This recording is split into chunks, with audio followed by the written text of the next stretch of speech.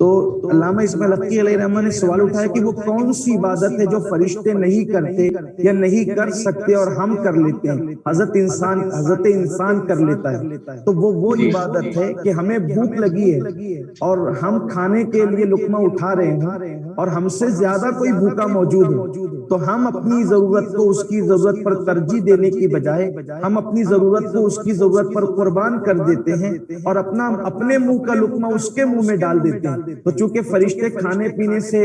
بے نیاز کر دیے گئے ہیں تو ہم اپنی ضرورت کو اس کی ضرورت پہ قربان کرتے ہیں۔ تو ایسی عبادت کرنے والے کو فرشتے ڈھونڈتے ہیں اور شب قدر میں وہ ان کی زیارت کے لیے آتے ہیں۔ جیسے ہم کسی بیمار کے سرانے جا کر کے بیٹھ جائیں، یا مثال کے طور پہ عید کا موقع ہے، میں نئے جوتے خریدنے کے لیے جا رہا ہوں اور میرے پیر میں پہلے سے پرانے جوتے موجود ہے، تو ایسی صورت میں اگر کوئی بندہ آ کر کے کہے کہ بھائی آپ تو جوتے خریدنے جا رہے ہیں، میرے گھر میں تو افطار کا بھی انتظام نہیں ہے، تو اب میں سوچوں کہ پرانے جوتے پر تو عید ہو سکتی ہے لیکن اس کے گھر میں افطار کا انتظام کر دوں، تو اپنی ضرورت کو اس کی ضرورت پر قربان کر دوں۔ تو یہ وہ ایسی عبادتیں ہیں کہ یہ عبادتیں فرشتوں کو اتنی خوبصورت اور اتنی عظیم لگتی ہے کہ ایسے عبادت گزار جو خدمت خلق میں گویا کہ مصروف رہتے ہیں، اللہ کی مخلوق کی خدمت میں مصروف رہتے ہیں، تو اللہ کے فرشتے ان سے ملاقات کے لیے ان کی زیارت کے لیے آتے ہیں۔ تو ایک وجہ یہ بھی بیان کی گئی، اسی لیے اس رات کو شب قدر کہنے کی ایک وجہ یہ بھی ہے کہ اتنی بڑی تعداد میں فرشتے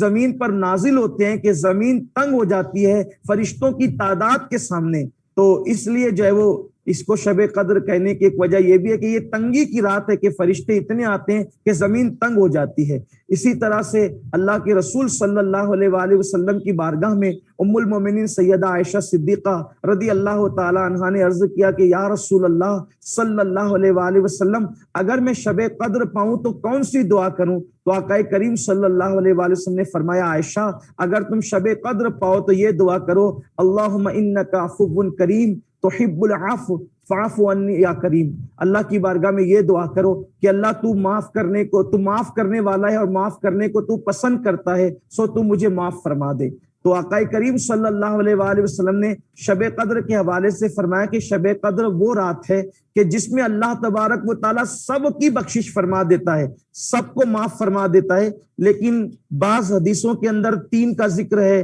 بعض حدیثوں کے اندر 7 کا ذکر ہے، بعض احادیث کے اندر جو ہے وہ 9 لوگوں کا ذکر ہے۔ تو اللہ کے حبیب صلی اللہ علیہ وآلہ وسلم فرماتے ہیں شب قدر میں اللہ سب کی بخشش فرما دیتا ہے سوائے چند ان لوگوں کے۔ نمبر 1، جو گھروں کے اندر تصویر آویزہ کرتے ہیں، جو لوگ گھروں میں تصویریں لگاتے ہیں شب قدر میں ان کی مغفرت نہیں ہوتی۔ آج کل جو ہے وہ یہ رواج چل پڑا ہے کہ لوگ گھروں کے اندر پیروں کی، بزرگوں کی، ماں باپ کی اس طرح کی تصویریں لگاتے ہیں، اور آقا کریم صلی اللہ علیہ وآلہ وسلم کی حدیث پاک میں آیا ہے کہ شب قدر جیسی مقدس رات میں بھی گھروں میں تصویر لگانے والوں کی مغفرت نہیں ہوتی۔ جو لوگ اپنے گھروں میں کتا رکھتے ہیں بلا عذر شرعی، جو گھروں میں کتا رکھتے ہیں، اللہ ان کی بھی مغفرت نہیں فرماتا۔ اسی طرح جنابت کے غسل میں جو سستی کرتے ہیں، جن پر غسل جنابت فرض ہو جائے اور وہ غسل نہیں کرتے، اللہ تعالیٰ شب قدر میں ان کی بھی مغفرت نہیں فرماتا ہے۔ اسی طرح سے جو شراب پینے کا عادی ہے،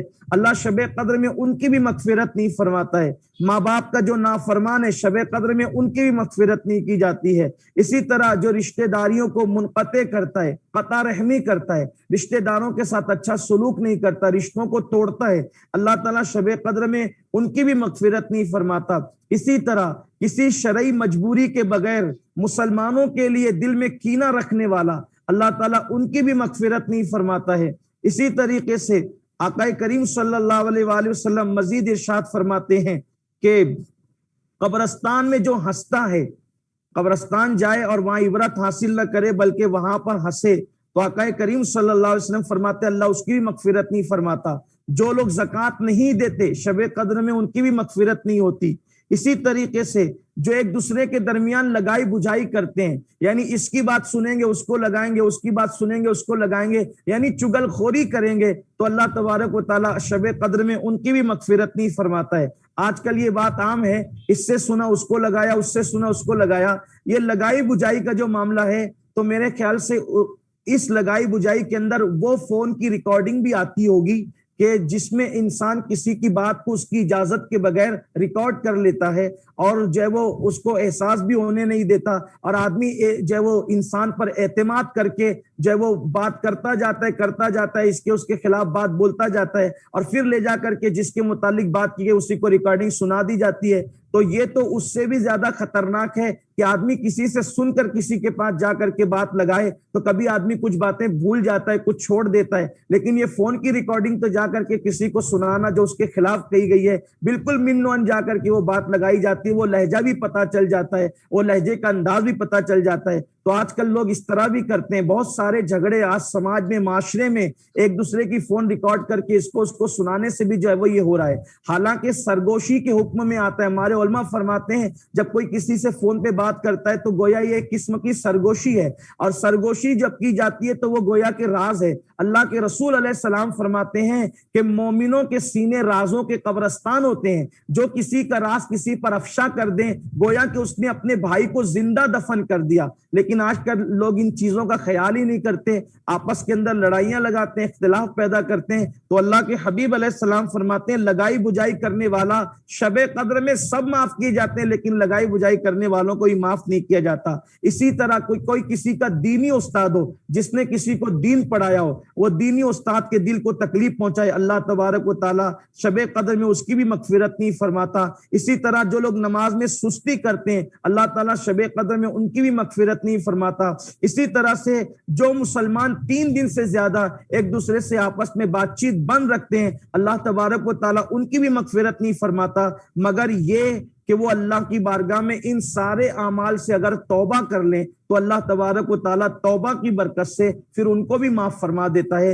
اوروں کو بغیر توبہ کے معاف کیا جاتا ہے، لیکن جن کا ذکر کیا گیا ہے جب تک یہ توبہ نہ کریں اس وقت تک کہ ان کی مغفرت نہیں کی جاتی۔ کاش کہ شب قدر کا فائدہ اٹھا کر کے ہم اللہ کی بارگاہ میں سچی توبہ کریں، اللہ کی بارگاہ میں روئے، اللہ کی بارگاہ میں گڑ گڑائیں، آہو بکا کریں۔ اس لیے کہ بخاری شریف کی حدیث ہے، اللہ کے رسول علیہ السلام فرماتے ہیں کہ اللہ کو 2 قطرے بہت پسند ہے۔ ایک تو وہ قطرہ جو اللہ کی خشیت سے، اللہ کے خوف سے کسی مسلمان کی آنکھ سے ندامت کی شکل میں نکلتا ہے، وہ آنسو کا قطرہ اللہ کو بہت پسند ہے، اور دوسرا شہید کا قطرہ جو اللہ کی راہ میں خون کی شکل میں میدان جہاد میں بہتا ہے۔ اللہ تعالیٰ کو یہ 2 قطرے بہت پسند ہے، بلکہ مصطفیٰ جان رحمت صلی اللہ علیہ وآلہ وسلم نے شہید کے خون کے قطرے سے پہلے نادمین کے ندامت کے آنسوؤں کے قطروں کو بیان فرمایا۔ یہ ہے ندامت کے آنسو، یہ ہے ندامت کے قطرے جو اللہ تعالیٰ کو بے پناہ پسند ہے۔